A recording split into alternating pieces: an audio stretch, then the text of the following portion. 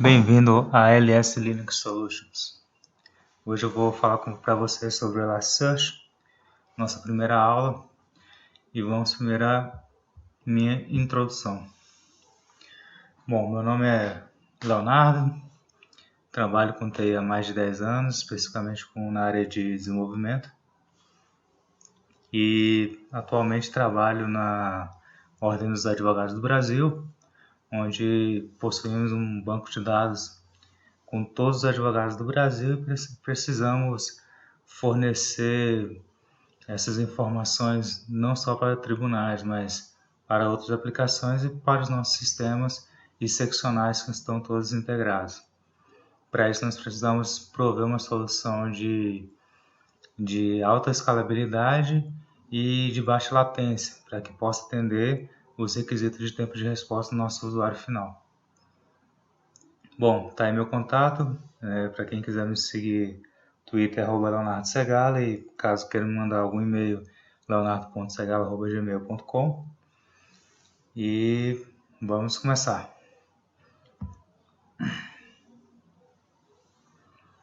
Bom, a princípio nós vamos nessa aula nos basear na história, nos desafios encontrados, na arquitetura, em alguns casos de uso, não vou poder mostrar muitos, mas pelo menos alguns principais, e vamos finalizar com um laboratório.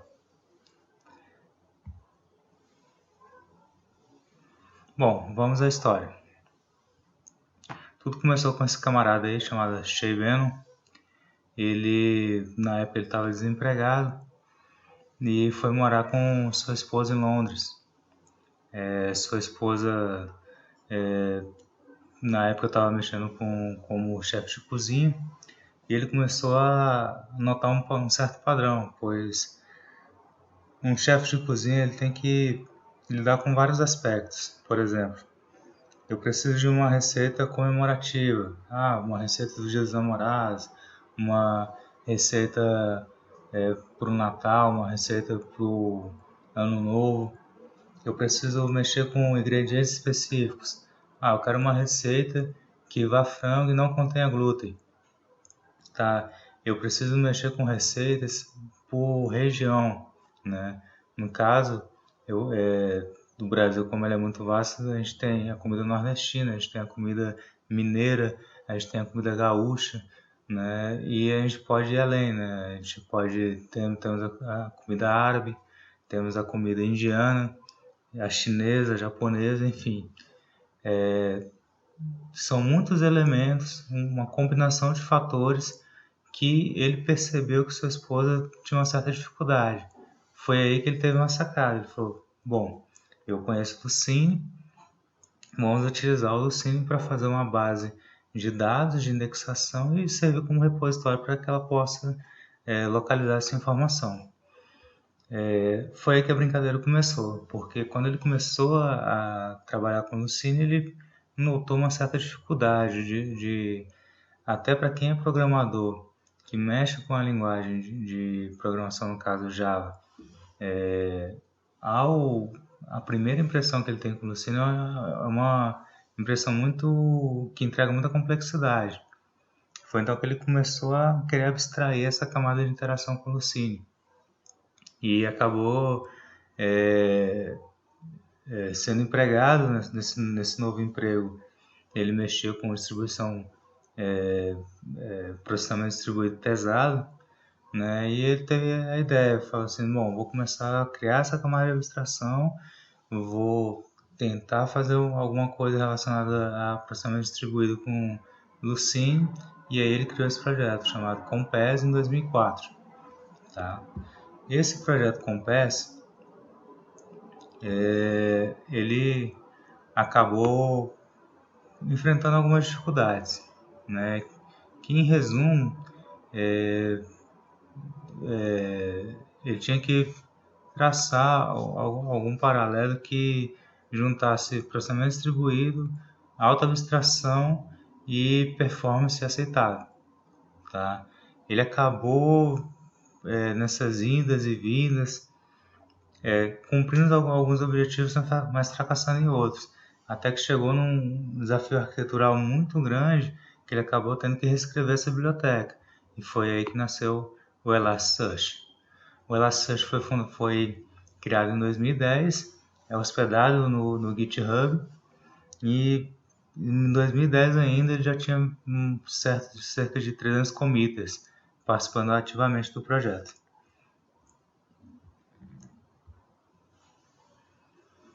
Bom, eu deixei o vídeo aqui para vocês, tá? Quem quiser aí fica de dever de casa, vale a pena assistir.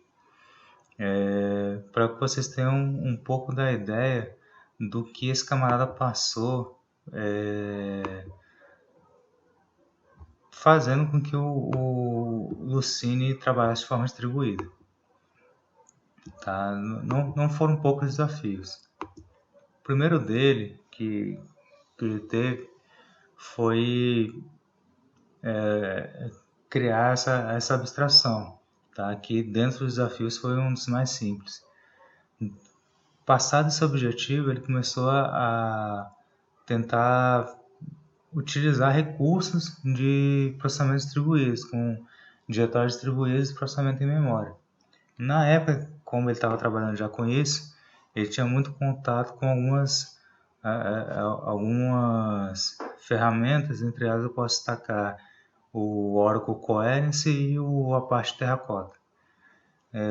Todos focados nessa parte aí pesada em processamento distribuído e em diretórios distribuídos. Então ele teve essa sacada, ele falou assim, por que não armazenar os índices do Cine em diretórios distribuídos? Assim eu vou conseguir ter a indexação que o Lucene me dá e dentro de uma escalabilidade horizontal, na qual eu posso colocar quantas máquinas eu quiser trabalhando aí na escrita e na recuperação desses índices. Bom, é simples simples pensar do ponto de vista conceitual, porém um pouco mais complicado de realizar isso. Ele passou por vários desafios, tá?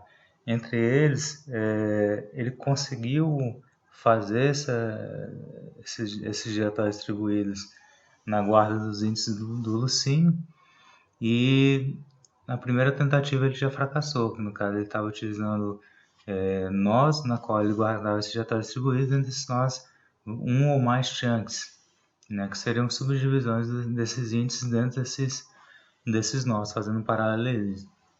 Não teve muito sucesso, pois a comunicação entre eles, a quantidade de voltas que ele dava para achar uma informação era muito grande. Sem contar que depois que ele conseguia recuperar essa informação, para ele conseguir ordenar, agrupar, etc., ficava ainda mais complicado. Então foi aí que nasceu um conceito chave para ele, né, que é o conceito de shards. Shards nada mais é do que um índice totalmente funcional, funcionando de forma distribuída.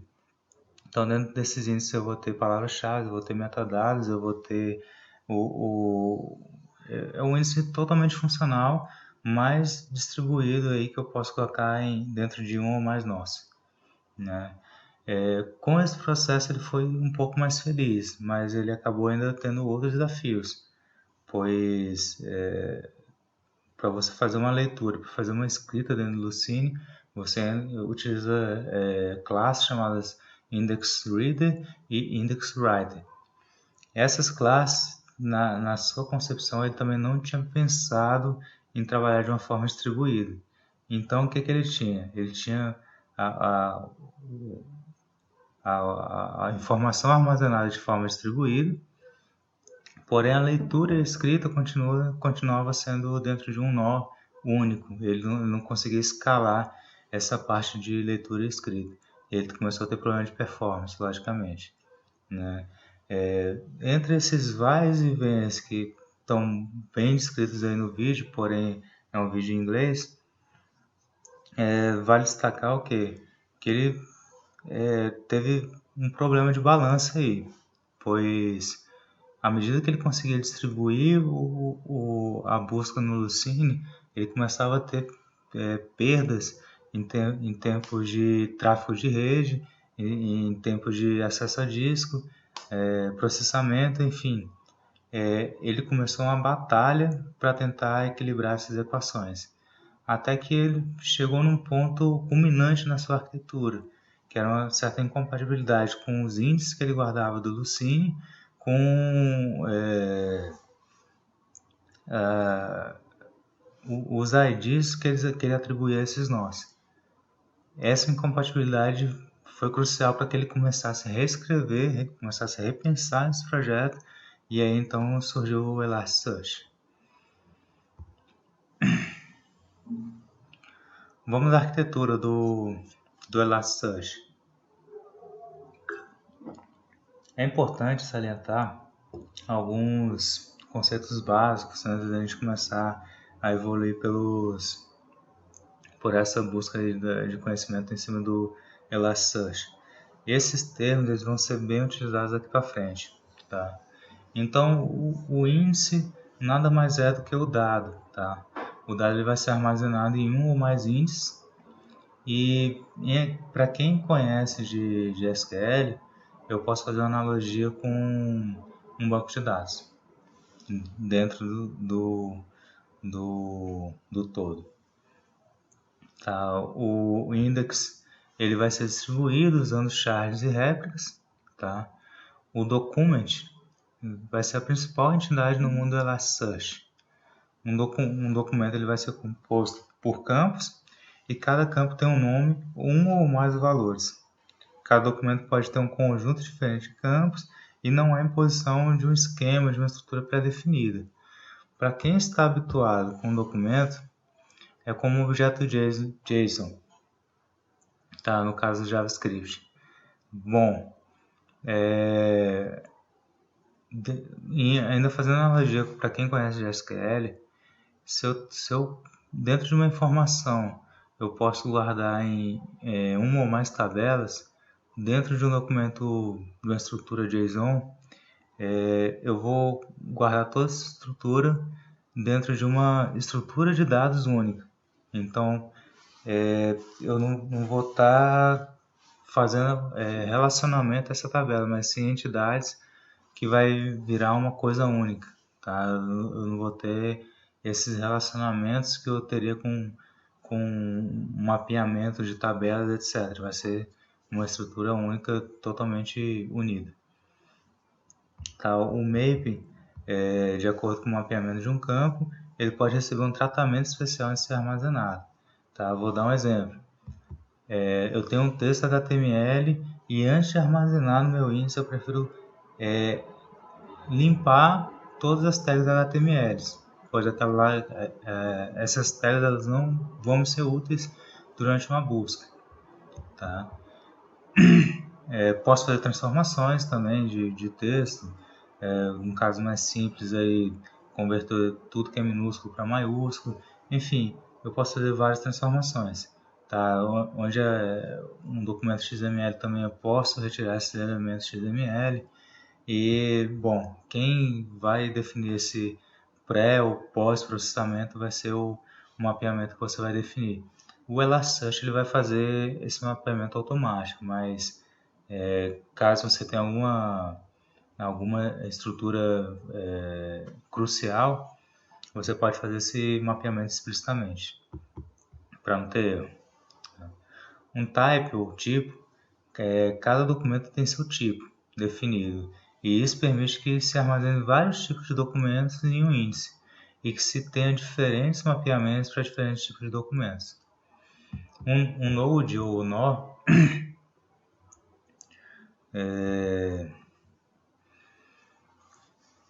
vai ser uma simples instância do Elasticsearch, e um node é suficiente para casos simples. Tá? Eu estou querendo fazer um caso de uso, uma POC no meu trabalho. Eu posso utilizar meu computador para formar um node Elasticsearch, não preciso envolver o trabalho em cluster, E aquilo já vai ser suficiente, eu já vou ter todo o poder do Elasticsearch numa única instância. No caso de um conjunto muito grande de dados, que deixaria, se você trabalhar somente com um servidor muito sobrecarregado, a indicação começa a trabalhar com mais de um nó. Tá? Então você vai formar um cluster de Elasticsearch Multinode. Essa parte de cluster a gente vai ver mais adiante, mas aqui eu já posso adiantar que ele tem algumas formas de trabalhar, né? Desde da simples aplicação de dados, do paralelismo, da escalabilidade horizontal, desde a tolerância a falhas, enfim, a gente vai ver que são várias configurações lá na frente. Um shard, como eu já disse no slide anterior, foi um conceito-chave que ele achou. E aí o que ele vai fazer? Ele vai dividir os dados dentro de vários índices. Tá? Esses índices são chamados de shards. E o processo de realizar a divisão desses documentos entre esses índices é chamado de shard. Tá? Ele vai utilizar um algoritmo, ele vai utilizar uma forma matemática para isso, que acredito que foge um pouco do nosso escopo. Porém, para o usuário final, isso aí vai ser totalmente transparente. Eu simplesmente vou ter a noção que eu vou estar incluindo uma informação dentro dele e vou estar futuramente recuperando essa informação da forma mais transparente possível. Bom, as réplicas nada mais são do que cópias de um shard dividido entre nodes, né? E no caso de desastre, passa a utilizar as cópias. E uma cópia, inclusive, ela pode ser promovida para um shard primário, tá? Então, ele tem esse conceito de shard primário e de réplicas, tá? Não confunda, ele não vai ter shard secundário, ele vai ter, sim, um shard primário e uma ou mais réplicas distribuídas entre esses nós. Então, se ele percebe que um nó caiu e dentro desse shard dentro desse nó ele tinha um shard primário, o que ele vai fazer? Ele vai voltar para o nó que tem uma réplica desse shard e aquele shard ele vai ser promovido para um shard primário. E aí, automaticamente, ele vai começar a se replicar.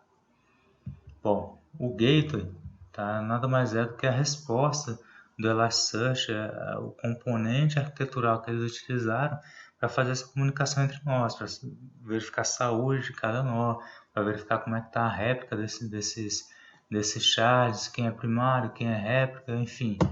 Toda essa complexidade a gente vai estar aí alocado nesse recurso chamado gateway. Bom, vamos ao primeiro caso de uso. Caso de uso não, desculpa. Aqui vamos a um conceito fundamental do Elasticsearch, que vai ser a arquitetura, ou seja, tudo aquilo lá que eu já expliquei nos conceitos básicos de uma forma aqui mais interativa. Esse vídeo eu puxei lá do próprio site, tá o link aí embaixo.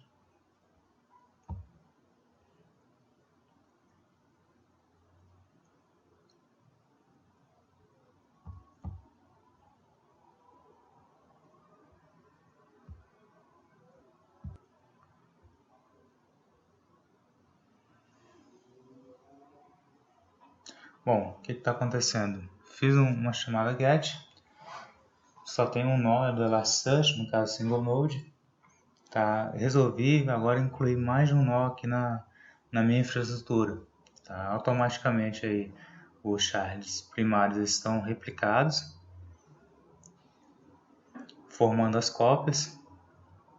Agora, na minha próxima interação, que no caso estou inserindo uma informação, através do algoritmo dele, ele vai saber em qual shard ele vai inserir essa informação e armazenar esse índice. Fiz uma requisição, ele vai constar primeiro o shard primário, o shard primário vai direcionar para o shard secundário e aquela informação vai ser retornada.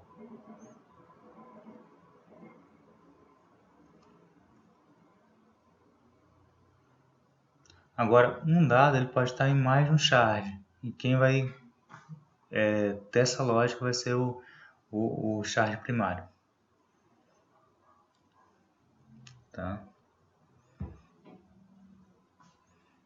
Bom, com base nesses conceitos agora a gente pode começar a estudar alguns casos de uso. O primeiro caso de uso que vale salientar no caso do Stack Overflow. Vamos ao vídeo. I'm Nick Craver. I'm a developer and systems administrator at Stack Overflow, and we build things. Stack Overflow is the developer resource for finding the answer to your programming question. When you go to Stack Overflow, about 1 in 20 people hit our search box. That's the first thing they look at. Elasticsearch allows us to do a much better search. The results are more relevant, and they're incredibly faster.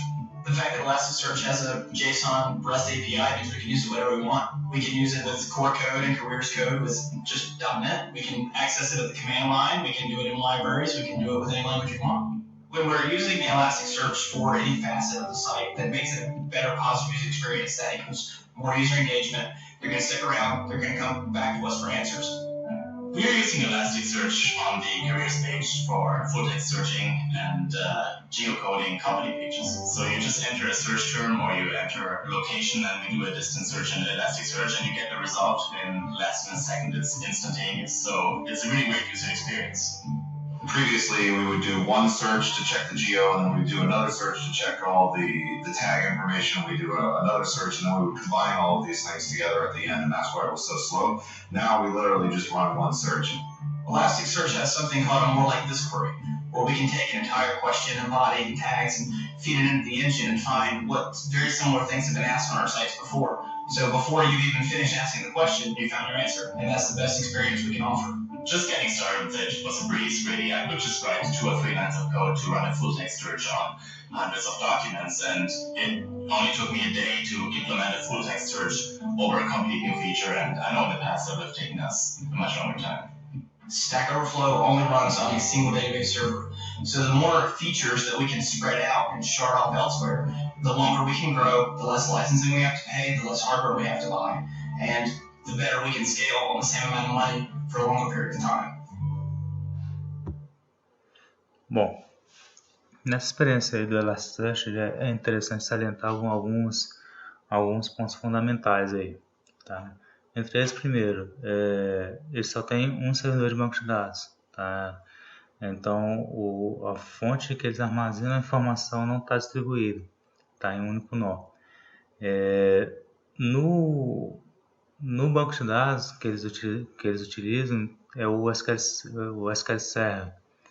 No SQL Server é o recurso de Full Text Search, mas, na minha opinião, por que eles começaram a utilizar uma alternativa que nem o Elasticsearch, ao invés de utilizar o próprio recurso do banco? Tá? Porque o Elasticsearch já começa a ir um pouco além do que um servidor de banco de dados ele se propõe a fornecer, que é a recuperação da informação. Então, eles estão, para quem não conhece o Stack Overflow, ele vai trabalhar com diversos tipos de linguagens e geralmente quem consulta esses sites são programadores que estão em busca de alguma resposta para um problema técnico daquela linguagem, tá? Inclusive tem a seção Elasticsearch lá dentro. Bom, voltando ao que eu estava falando, ele vai um pouco além daquilo que um banco de dados ele vai fornecer para um programador, tá? Entre o que ele salientou ali é a questão, por exemplo, da busca baseada em localização. Então, se você está no Brasil, a busca vai ser direcionada para quem está no Brasil. Se você está em Nova York, vai ser direcionado para quem está em Nova York. E, enfim, de acordo com a sua localização, ele começa a traçar perfis de busca e um ranqueamento de resultado diferenciado. Tá, e isso para um servidor de banco de dados, eu acredito que seja um pouco mais complicado, né? Não é nem que não exista, mas geralmente eles não vão tentar se especializar nesse nível. Outro ponto fundamental aí que ele fala é que ele só está em um nó. E o Elasticsearch, o grande marketing que está envolvido dentro dele é justamente sua elasticidade. Então eu posso colocar e remover nós de acordo com a minha necessidade. Então, se eu estou num período de alta demanda, que eu preciso dar ter aquele dado não só em termos de alta disponibilidade, mas em termos de latência adequada ao usuário, então eu consigo adicionar e remover nós ali de forma quase que instantânea. Tá? Então, no Stack Overflow, ele basicamente utiliza a recuperação de resultados baseada em Elasticsearch e o Geotag para, no caso, direcionar ranqueamentos de busca de acordo com a localização. Tá? Esse seria um caso de sucesso. Tá? Tem o link mais abaixo aí para vocês acompanharem. E inclusive no próprio site do Stack Overflow tem uma parte de arquitetura, quem também estiver interessado pode pesquisar, na qual eles relatam com mais detalhes como é que foi essa questão dessa migração.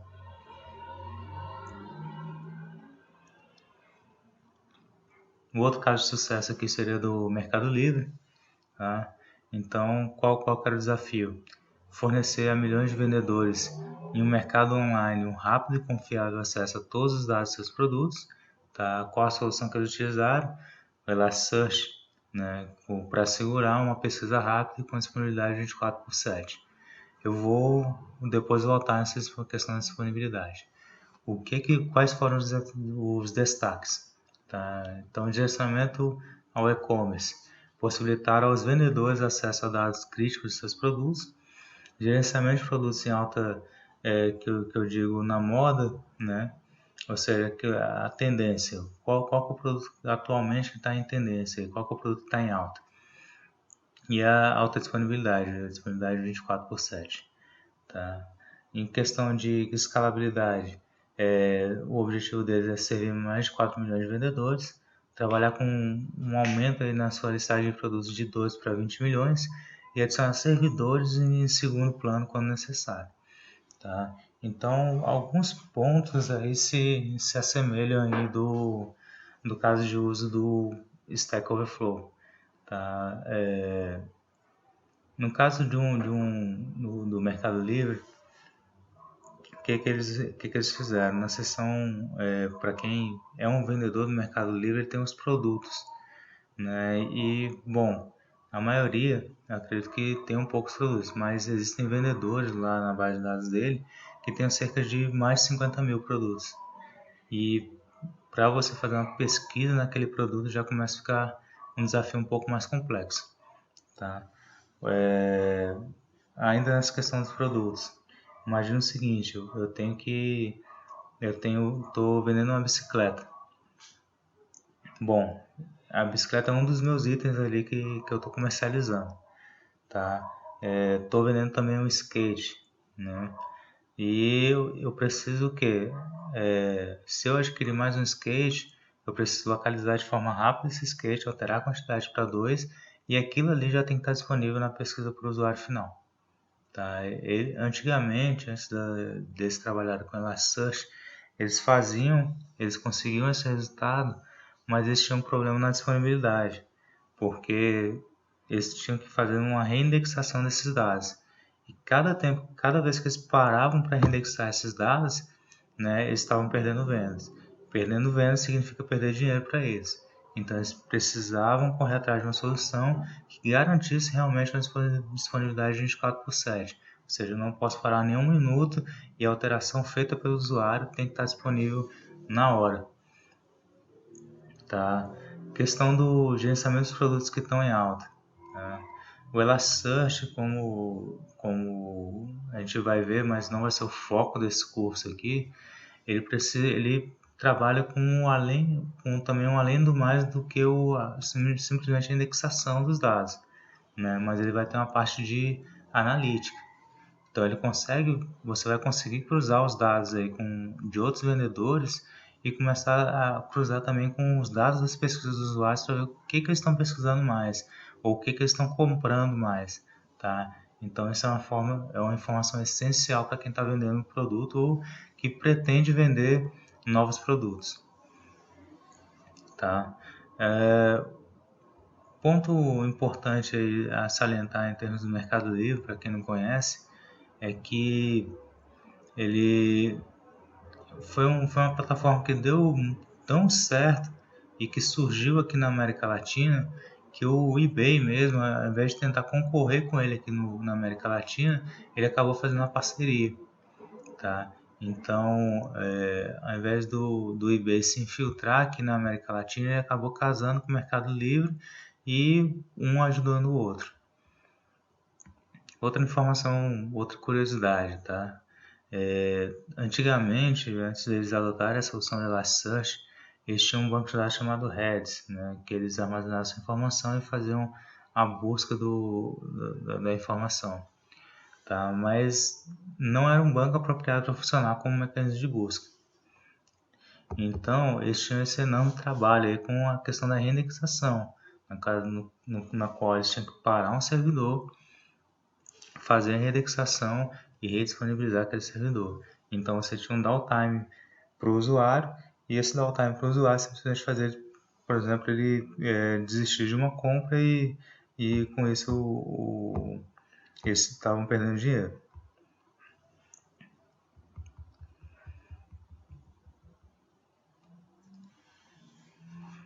Então, outra informação interessante é que a disponibilidade dessa informação do Mercado Livre, eles fizeram totalmente desacoplados, utilizando APIs. E a primeira forma que eles utilizaram foi dentro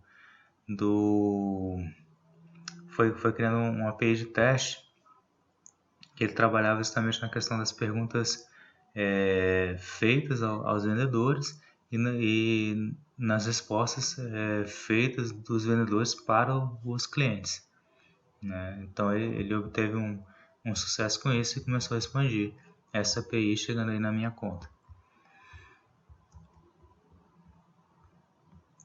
Outra questão para isso que foi fundamental foi que com o Elasticsearch, devido à forma de trabalho dele, é muito fácil você incluir ou remover um nó aí do seu cluster. Tá? Eu estou falando aí de uma operação de inserção de nó, de exclusão de nó, de até 2 segundos. Tá? E isso é totalmente de forma transparente e não tem a parada no serviço como eles tinham antigamente, né? Então, outro fator fundamental aí para utilizar o Elasticsearch aí nessa seção Minha Conta é que, para vocês terem uma ideia, só nessa seção aí eles têm uma contabilidade de cerca de 6.000 requisições por minuto, tá? O restante do Mercado Livre, tá? Somando todas essas áreas aí, chega a 2.000 requisições por minuto. Então pode parecer uma área pequena para ser aplicada, mas é uma área totalmente crítica para eles. Uma outra curiosidade também é que eles chegaram a utilizar o MongoDB, tá? Para quem conhece. O MongoDB ele se assemelha muito ao Elasticsearch pela forma do armazenamento da recuperação da informação, tá? Inclusive que os dois eles trabalham com esse formato JSON para armazenar a informação, tá? Mas um problema que eles enfrentaram com a adoção do MongoDB foi justamente na questão da pesquisa facetada, tá? O que seria a pesquisa facetada? Eu digito no Mercado Livre hoje roupa, né? E ele vai retornar lá uma quantidade enorme de resultados. A partir daquela quantidade enorme de resultados, ele vai começar a filtrar por categorias. Então seria o quê? Seria roupa para o bebê? Seria roupa de moda masculina, de moda feminina? E essa é a busca facetada. Com base de um conjunto grande de resultados, ele vai conseguir extrair as categorias, e aquelas categorias você vai estar disponível para o usuário final para refinar um pouco mais a pesquisa quando ele não tem algo tão específico, tá?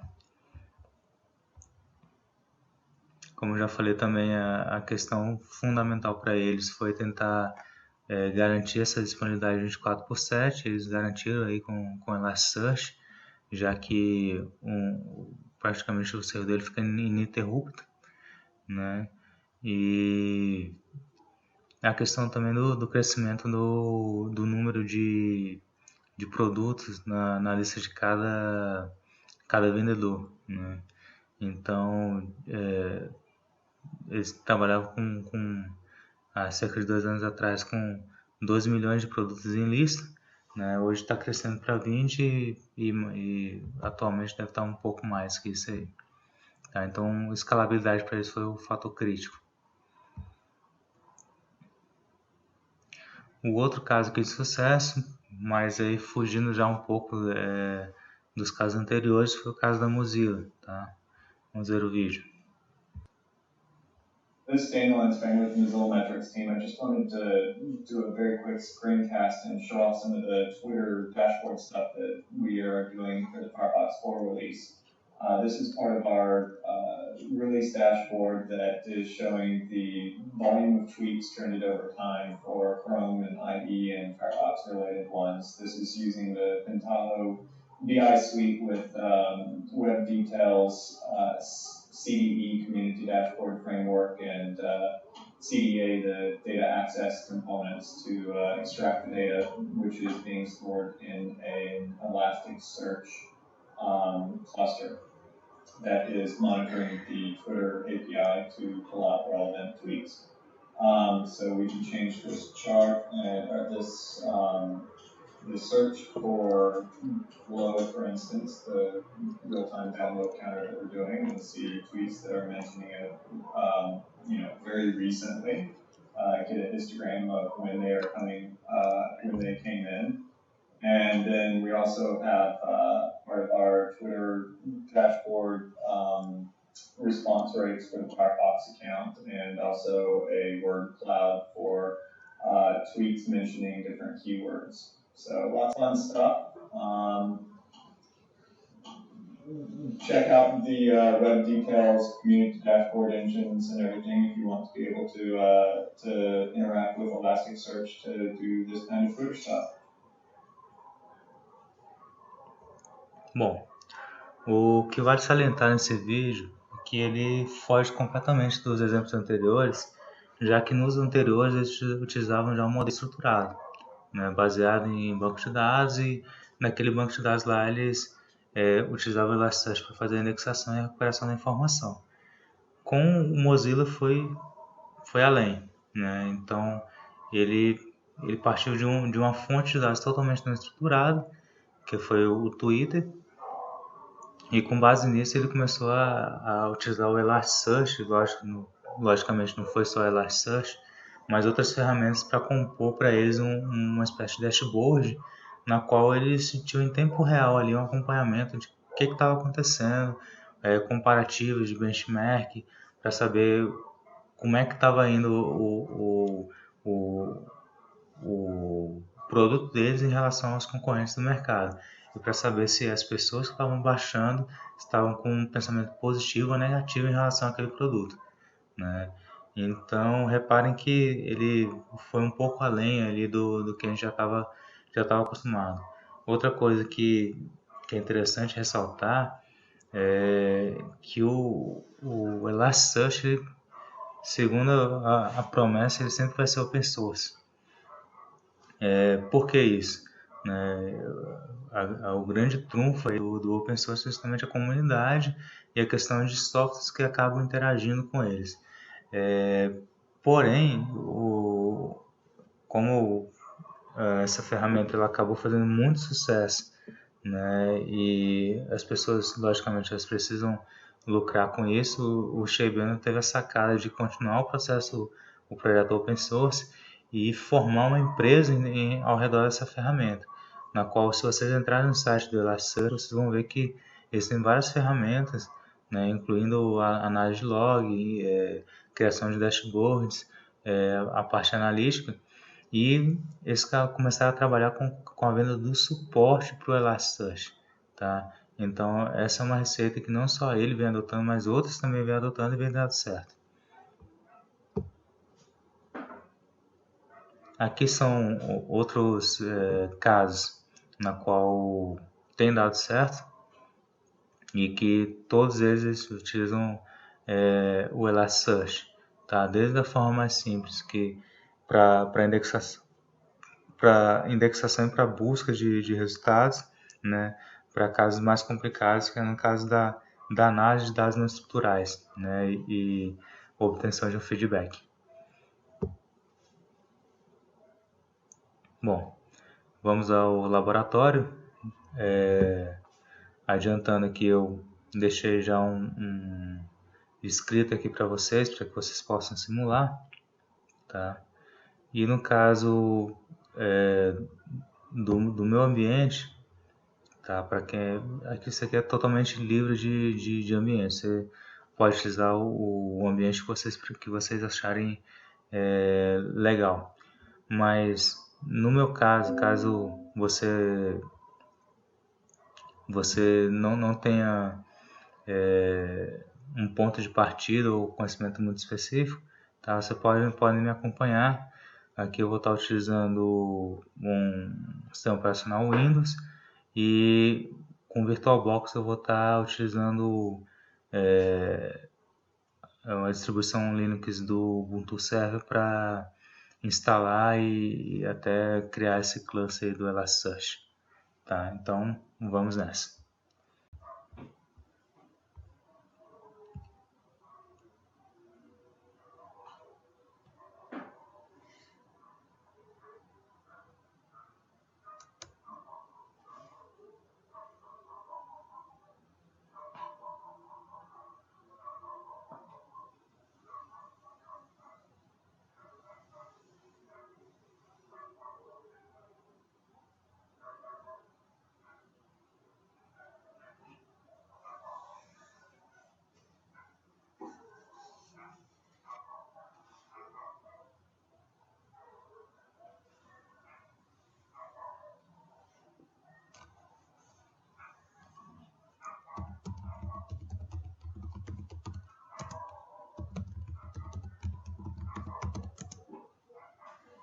Bom, vamos aos pré-requisitos. Primeira coisa, acesso à internet, tá? Óbvio. Segunda coisa, Java JDK, de preferência 7 já instalado na máquina, tá? Então, no meu caso aqui, eu estou utilizando a OpenJDK 1.7.release 79. Tá. Segundo passo, fazer o download do Elasticsearch. No caso, no momento da gravação desse vídeo aqui, o Elasticsearch está na versão 1.7.1, tá? Então, wget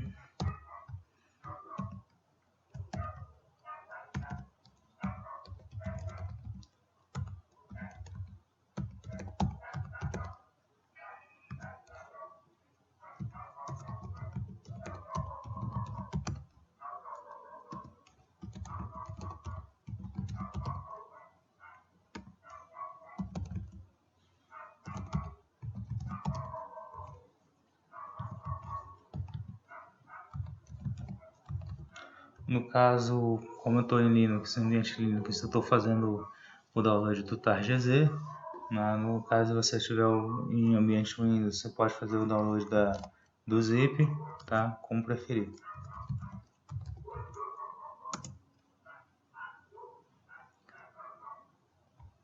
No meu caso, já fiz o download previamente,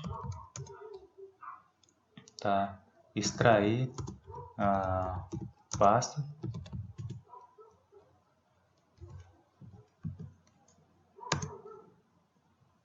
Ok.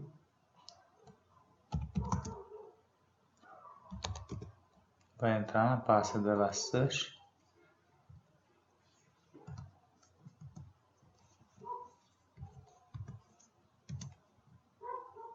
Bom, vamos somente uma explicação inicial aqui, tá? Então, a princípio, você vai ter a pasta bin e a pasta configuração. A configuração, né, o nome já diz, aqui que vão ter os itens específicos para eu configurar no meu servidor Elasticsearch, porém, vale ressaltar, ele é basicamente você extrair e rodar, tá? E na pasta bin vai estar o necessário para você rodar esse servidor do Elasticsearch, tá? Então no caso, eu vou rodar ele aqui.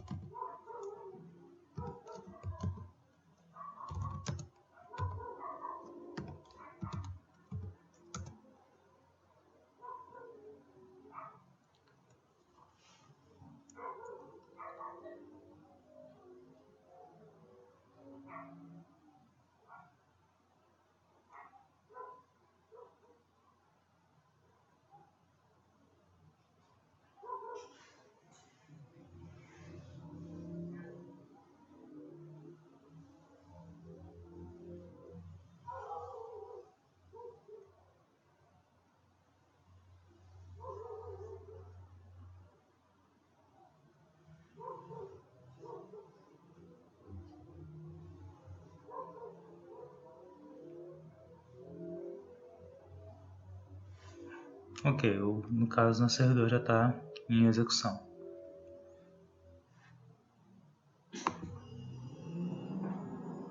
Para fazer um teste rápido,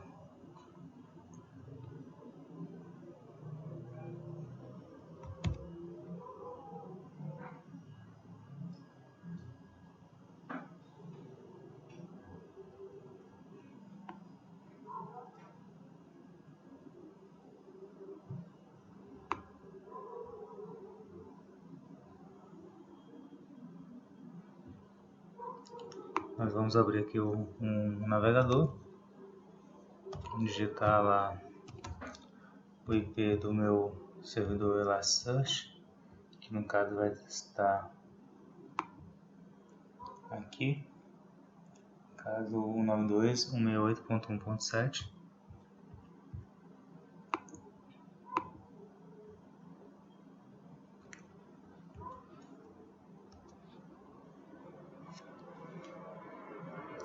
Bom, aqui já tem as informações principais que eu preciso, tá?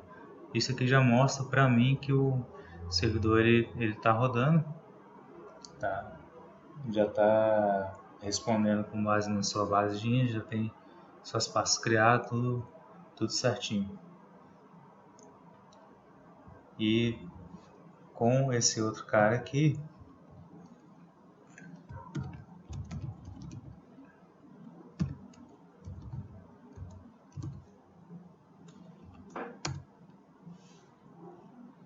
eu tenho um estado atual do meu cluster, tá? No caso, só tem um nó rodando, tá?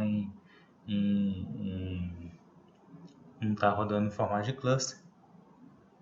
Mas caso eu queira agora rodar no formato de cluster, vamos lá. Vou subir minha segunda máquina. O procedimento vai ser o mesmo, que consiste em você instalar JDK, baixar a versão do Elasticsearch igual do seu outro servidor e botar em execução.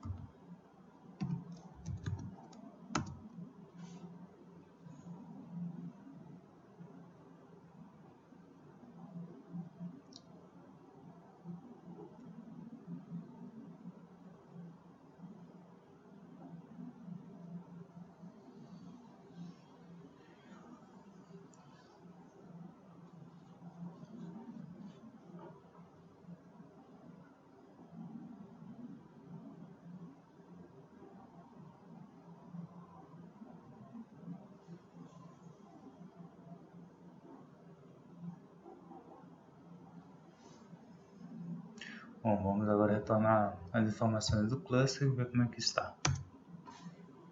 Então está lá, o nó já foi adicionado e já está rodando em modo cluster.